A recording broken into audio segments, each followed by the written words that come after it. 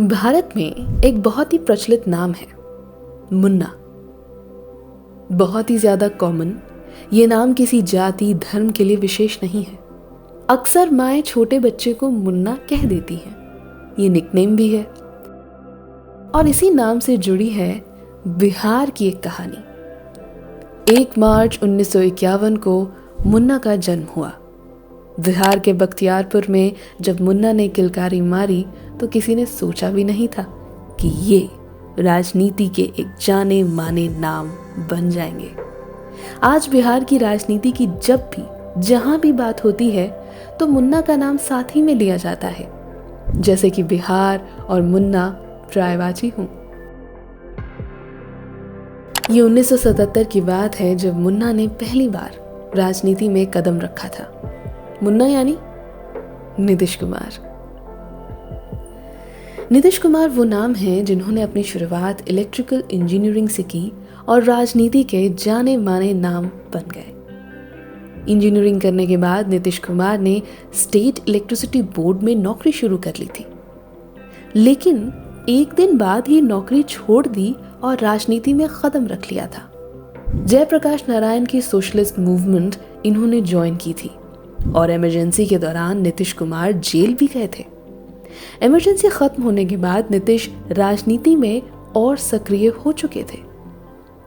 सन 1977 की बात है जब नीतीश कुमार हरनौत से असेंबली इलेक्शन भी जीत नहीं पाए थे। ये ऐसा वक्त था जब जनता पार्टी के रामविलास पासवान, लालू प्रसाद लोकसभा चुनाव जीत गए थे, लेकिन नीतीश एक कुर्मी डोमिनेटेड कॉन्स्टिट्यूएंसी से भी नहीं जीत पाए थे। लेकिन नीतीश कुमार का इतिहास ऐसा ही रहा है। इन्होंने वो किया जो किसी ने नहीं किया या जो किसी से नहीं हुआ। 1985 के असेंबली पोल्स में हरनौत से नीतीश कुमार चुनाव जीत गए थे। ये वो समय था जब तब की प्रधानमंत्री इंदिरा गांधी की हत्या कर दी गई थी और सभी जनता लीडर्स सिंपैथी वेव के चलते हार गए थे। लेकिन नीतीश कुमार जीत गए थे। नीतीश कुमार, इस नाम के चर्चे राजनीति के गलियारों में अब होने लगे थे। उनकी भाषा पर पकड़, सधे हुए सीधे शब्द उनकी पहचान बनने लगे थे। 1987 में नीतीश कुमार को युवा लोक दल का प्रेसिडेंट बना दिया गया था और 2 साल बाद वो जनता दल के सेक्रेटरी जनरल नियुक्त किए गए थे। उसी साल नीतीश कुमार ने लोकसभा चुनाव में राम लखन सिंह यादव को हरा दिया था। कांग्रेस के नेता राम लखन सिंह यादव का उस वक्त बहुत दबदबा था और उन्हें शेरे बिहार भी कहा जाता था। 1990 के दशक में नीतीश लालू को अपना बड़ा भाई मानते थे और उनका सपोर्ट भी करते थे। ये दोस्ती 1994 तक चली। उसके बाद जैसा कि कुछ एक्सपर्ट्स कहते हैं कि नीतीश के मन में बिहार को लेकर कुछ उम्मीदें जागने लगी थी। बड़े भाई लालू से अलग होने के बाद नीतीश कुमार ने समता पार्टी बनाई। 1995 के चुनाव में नीतीश लालू को नहीं हरा पाए।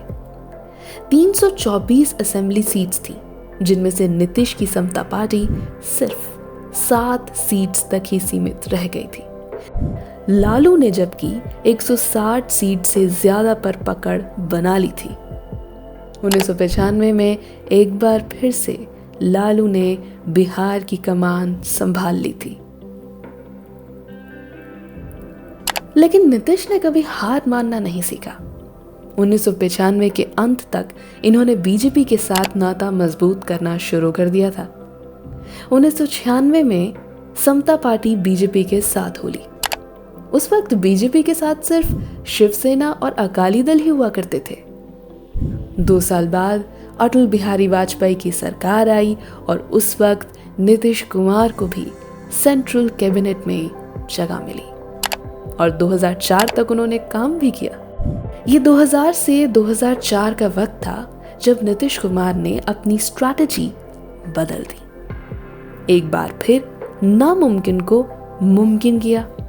सिर्फ कुर्मी ही नहीं, जबकि ओबीसीज, ईबीसीज, महादलित और माइनॉरिटीज के साथ धीरे धीरे अपना नाता मजबूत करते चले गए। नवंबर 2005 में वो हुआ जो अब तक नहीं हुआ था। 15 साल के लालू राबड़ी शासन को उखाड़ फेंका था नीतीश कुमार ने। और तब से आज तक नीतीश कुमार, मुन्ना, सुशासन बाबू ने पीछे मुड़कर नहीं देखा। ऐसी और कहानियों के लिए चैनल को लाइक करें, सब्सक्राइब करें और बेल आइकन जरूर दबाएं।